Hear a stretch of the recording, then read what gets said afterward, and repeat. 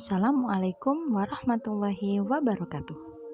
Hari ini kita akan melanjutkan pada materi berikutnya, yaitu tentang Sunan Muria. Sunan Muria lahir dengan nama Raden Umar Said.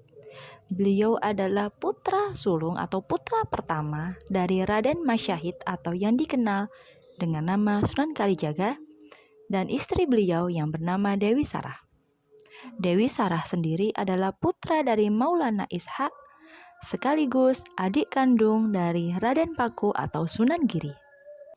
Sehingga secara garis keturunan, Raden Umar Said atau Sunan Muria ini adalah keponakan dari Sunan Giri.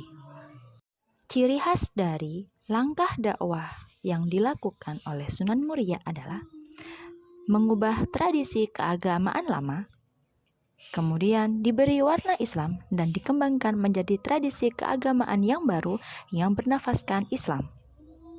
Berbeda dari Sunan Kalijaga yang menyukai wilayah perkotaan atau tengah kota, Sunan Muria lebih menyukai daerah terpencil sebagai tempat tinggal beliau.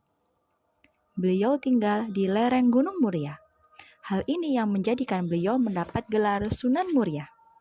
Gunung Muria sendiri terletak 18 km di sebelah utara kota Kudus, Jawa Tengah, sekaligus menjadi tempat beliau dimakamkan. Sebagaimana yang telah disinggung di awal tadi, bahwa Sunan Muria lebih menyukai daerah terpencil, sehingga orang-orang yang menjadi sasaran dakwah beliau adalah golongan pedagang, nelayan, dan juga petani miskin di sekitar lereng Gunung Muria. Penjelasan sebagaimana yang saya sebutkan tadi ada di halaman 95 dan 96 paragraf paling atas. Salah satu langkah dakwah yang diterapkan oleh Sunan Muria adalah dengan membuat tembang.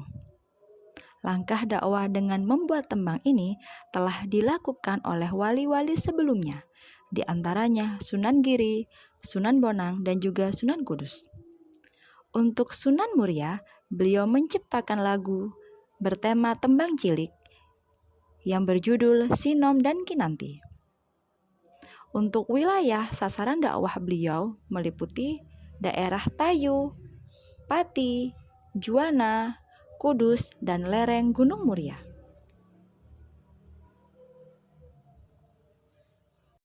Penjelasan sebagaimana yang saya sebutkan tadi ada di halaman 98.